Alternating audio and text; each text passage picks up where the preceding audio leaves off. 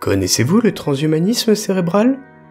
Cette technologie n'en est peut-être qu'à ses prémices, et pourtant son avènement n'est qu'une question d'années. Il s'agit d'une puce, implantée dans le cerveau, permettant d'augmenter nos capacités ou de nous connecter à différents équipements. Avec la montée en puissance des métaverses, grâce ou à cause de cette puce, il y a fort à parier que des gens vivront une partie de leur vie en gardant les yeux fermés. Mais quels en seraient les risques? Dans quelques années, un groupe de militaires expérimentera les premiers entraînements virtuels au moyen de cette amélioration de leur cerveau.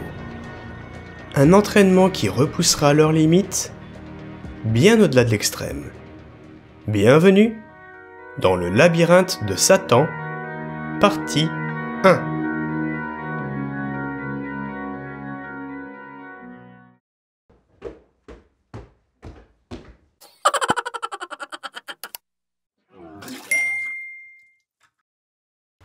Bonne écoute. Dans la salle de réveil de l'hôpital militaire, on peut entendre le bip significatif qu'émet le cardioscope. Sur un lit, un homme retrouve tout doucement ses esprits, entouré du chef de service ainsi que de son supérieur. « Bonjour, mon commandant », dit le soldat du bout des lèvres. « Bonjour, lieutenant, bon retour parmi nous. Vous nous avez foutu sacrément le jeton, bordel !» Le patient présente une stature imposante et une musculature sans pareille, grâce aux améliorations biologiques dont il a bénéficié par le passé. Il est à la tête d'une section de soldats spécialement entraînés à cet effet. La compagnie à laquelle ils appartiennent fait partie d'un projet de recherche dont les membres servent de sujet pour créer des soldats améliorés. Malheureusement pour le lieutenant, malgré ces améliorations, il n'a pas pu empêcher la perte de sa jambe droite et celle de son pied gauche. Le soldat, reprenant peu à peu ses esprits, commence alors à retrouver la mémoire. Constatant l'absence de sa jambe et de son pied, il reprend. « Je crois que c'est foutu pour moi, mon commandant. »« Allons, Ramirez, pas de ça avec moi. Une fois remis, vous changerez de section pour rejoindre celle dédiée aux prothèses bioniques. C'est plus vous qui commanderez, mais vous y retrouverez ce qui vous manque. » « Merci, mon commandant, » répondit Ramirez. « Mais d'abord, il va falloir m'expliquer ce qui vous est arrivé. Comment une section de 12 hommes se faisant une virée peut-elle revenir avec moitié moins d'hommes, eux-mêmes à moitié entiers ?» ?»« Ne malmenez pas trop ce pauvre air, commandant, » rétorqua le médecin. « Il vient à peine de se réveiller. »« C'est bon, Toubib, merci. Mes souvenirs sont encore un peu flous. Mais je vais tâcher de vous raconter tout ça. » Vestiaire de la salle de sport de la caserne. Les membres de la section du sang bleu, c'était le nom qu'ils s'étaient donné, plaisantaient entre eux en finissant de s'essuyer et de se rhabiller. L'ambiance était bon enfant car tous revenaient d'une semaine de permission pour les fêtes de Noël. Ramirez, lui, ne disait rien. Il traversait une période très difficile personnellement et avait même songé, à l'approche de Noël, à mettre fin à ses jours sans s'y résoudre. Alors il faisait bonne figure, ne laissant rien transparaître, tandis que ses subordonnés se partageaient leurs moments en famille, tout en renfilant leur treillis. Le soldat Durand montrait à tous la photo de sa petite gamine de 5 mois qui avait bien grandi. Tandis que Ridard racontait sur un ton moqueur comment son oncle chasseur s'était tiré une balle dans le pied lors de sa dernière partie de chasse. Mais ce n'était pas la seule raison de leur bonne humeur. En effet, 1 mois plus tôt, chacun des 12 hommes s'était vu implanter un Neuralink de classe militaire dans le cerveau. Cette petite puce, de la taille d'un haricot, a la particularité de connecter le cerveau humain à un grand nombre d'équipements. Initialement conçu pour faire l'interface entre l'homme et la machine, son champ d'application a très rapidement été étendu à d'autres activités. Ce qui intéressait l'armée, c'était surtout de pouvoir entraîner ces hommes en diminuant le coût de cet entraînement. Exit les entraînements en situation faussement réelle à l'autre bout du monde, qui coûtaient un pognon de dingue. Le budget de l'armée devenait trop bas, et la technologie offrait alors une opportunité d'économie non négligeable, tout en repoussant énormément les possibilités. Ainsi, après une séance de sport intensive, les militaires se connectaient à un espace de réalité virtuelle, grâce à la puce, qui s'occupait alors de prendre le relais sur leur système nerveux. Oh, rien à voir avec Matrix, on en était loin, car ce n'était pas l'esprit qui était chargé dans un monde virtuel, mais l'inverse. Les données étaient ensuite renvoyées en temps réel à un serveur, ce qui permettait à plusieurs soldats de partager une même simulation. En clair, en cas de coupure de courant, tout ce petit monde revenait à la réalité. Le sport entraînait donc le corps, tandis que la puce, elle, permettait d'entraîner l'esprit. Et comme il s'agissait d'une expérimentation classée secret défense, personne n'était là pour venir contredire le projet. Les soldats de la section du sang bleu étaient euphoriques, car maintenant que les essais étaient terminés, ils allaient pouvoir réaliser leur premier entraînement virtuel en totale autonomie. Allez, allez messieurs, on s'active un peu la nouille là, on n'a pas que ça à foutre aujourd'hui, dit Ramirez. Je vous propose qu'on attaque direct avec un niveau à en faire pâlir un négoce, reprit-il en faisant allusion aux soldats de la Légion étrangère. Ouais, mon lieutenant, se réjouissaient alors certains de ses subordonnés. Une fois sortis du vestiaire, ils rejoignirent la salle d'entraînement. Celle-ci avait tout d'une petite salle de cinéma privé, un écran permettant d'observer éventuellement ce qui se passait dans la simulation.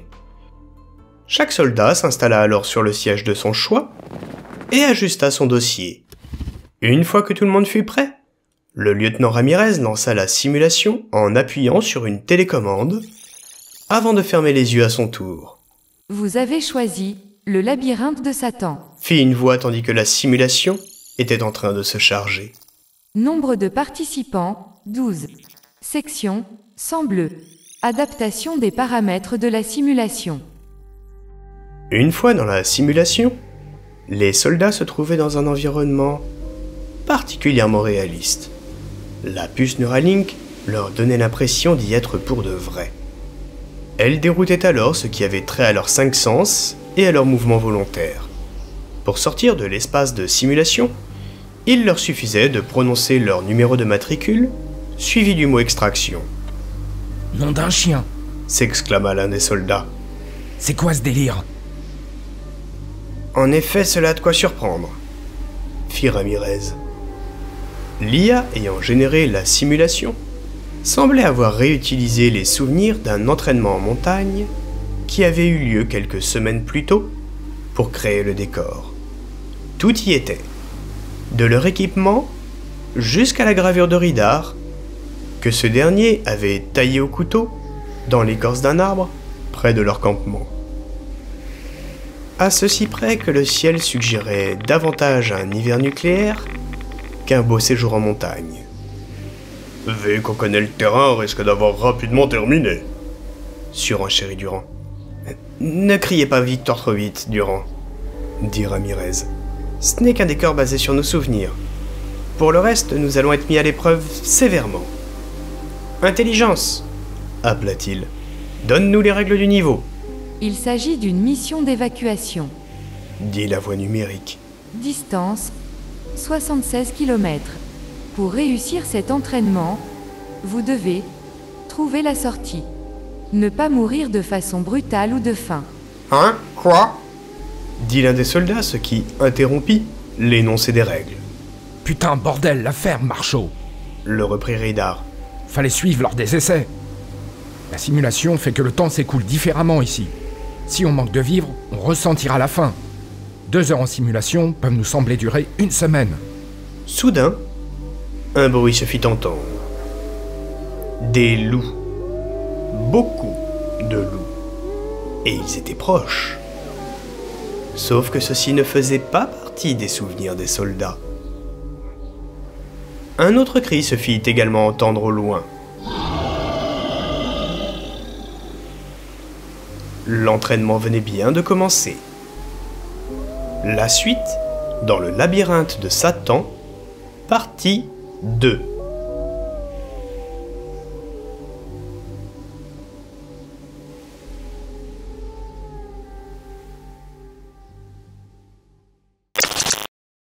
Merci d'avoir écouté cette nouvelle, en tout cas cette première partie, plus qu'une nouvelle puisque du coup celle-ci sera donc en 3 voire 4 parties à l'arrivée. J'espère qu'elle vous aura plu. Si vous êtes encore là, c'est certainement parce que vous voulez en savoir un peu plus sur la précédente nouvelle, à savoir Demain est un autre rêve. Donc je fais partie d'un Discord d'écrivains en herbe, avec des écrivains amateurs, d'autres beaucoup plus expérimentés. Et ce Discord s'appelle la Confrérie des littéraires. Et donc il y a différents défis d'écriture d'amener régulièrement, différents ateliers. Et en l'occurrence, des ateliers d'écriture collaborative. Au cours de ces ateliers, il s'agit donc d'écrire à plusieurs une histoire. Donc il y a un démarrage, et puis après chacun a un temps donné pour écrire la suite de l'histoire. On tourne chacun notre tour pour écrire un paragraphe, et à l'arrivée, eh bien, ça donne une histoire globale à laquelle chacun a participé. Donc finalement, on doit à chaque fois composer avec ce que le précédent a écrit pour poursuivre les choses. Et c'est comme ça qu'est née cette histoire, Demain est un autre rêve. Donc j'en remercie encore les co-auteurs qui ont accepté que je puisse mettre en audio cette histoire, qui fut d'ailleurs un exercice très intéressant. Parce que, comme vous le savez, je suis plutôt porté sur la science-fiction en termes d'écriture, et en fait, habiller d'un point de vue sonore une histoire de fantasy, finalement, c'est pas du tout le même travail. Il y a beaucoup plus de sons, et quand je l'ai fait, j'avais quand même un peu la crainte que ça soit trop chargé, surchargé, et en fait, le résultat fait que, bah non, pas du tout, ça colle vachement bien à l'ensemble. Tandis que dans la SF, en tout cas, c'est mon style de montage audio, j'ai plutôt tendance à faire des choses qui soient plus minimalistes et sont habillées d'un point de vue audio de façon assez sobre quelque part. Donc encore une fois, merci à mes co-auteurs d'avoir accepté de me laisser mettre en audio notre travail commun. Enfin, je voudrais revenir sur une anecdote que j'ai oublié de vous citer concernant la dernière course du Taxi 101. Le personnage de Gustav Hermizanovic n'est pas un nom que j'ai sorti du cul d'une poule, si je puis dire. Le nom a été inventé par un confrère qui s'appelle Dominique, et donc ce confrère a régulièrement, comme j'en ai, comme vous très probablement, des appels téléphoniques spam. Le plus souvent pour de la formation. Et il s'avère que un jour, c'est son habitude, il aime bien rigoler avec ça, il a trollé la personne qu'il avait au téléphone en lui disant « Non madame, vous vous trompez, c'est pas mon nom, je m'appelle Gustav Hermizanovic ». Et donc la personne commence à lui dire « D'accord, monsieur, vous pouvez me l'épeler ». Et puis commence à épeler le prénom, puisque le prénom ne s'écrit pas exactement comme ça s'entend. Il y a 2 A avec un tréma, etc.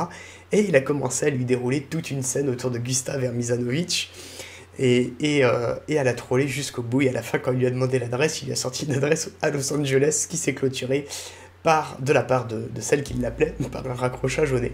Voilà, pour la petite boutade.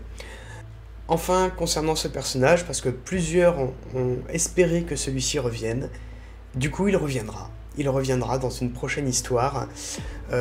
Donc actuellement, je suis en train d'écrire le labyrinthe de Satan, puisque cette histoire n'est pas finie d'être écrite, contrairement à toutes les précédentes histoires que j'ai publiées. Je n'ai écrite que les parties 1 et 2. La partie 2 sortira dans les prochains jours. Ça va être en même temps un challenge pour moi parce que quand j'écris, j'ai tendance à faire des allers-retours dans mon contenu pour travailler sur la cohérence de l'histoire et adapter certains passages à ce que je veux mettre en place. Là, je vais donc devoir composer la partie 3 et éventuellement la 4 s'il y en a une, à ce que j'aurais déjà figé, et ce que j'ai déjà figé d'ailleurs, avec les parties 1 et 2. Donc ça va en même temps être un exercice puisque je ne sais absolument pas ce qui se passe après la partie 2 que vous allez découvrir prochainement, même si je sais à peu près comment l'histoire finit. Encore une fois, si cette histoire vous a plu, n'hésitez pas à la partager, à vous abonner, le petit pouce, la petite cloche.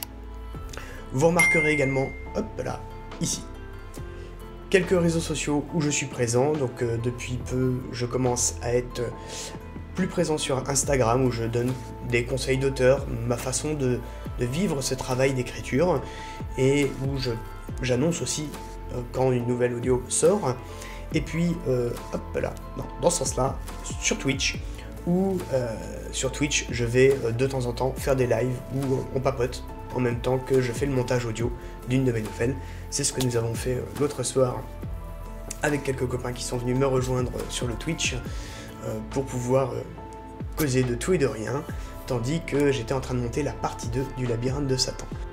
Donc ce live d'ailleurs que vous allez pouvoir retrouver sur YouTube également dès demain, puisque une fois de temps en temps je publierai certains des lives sur YouTube. Sur ce, je vous dis à très bientôt, ciao ciao.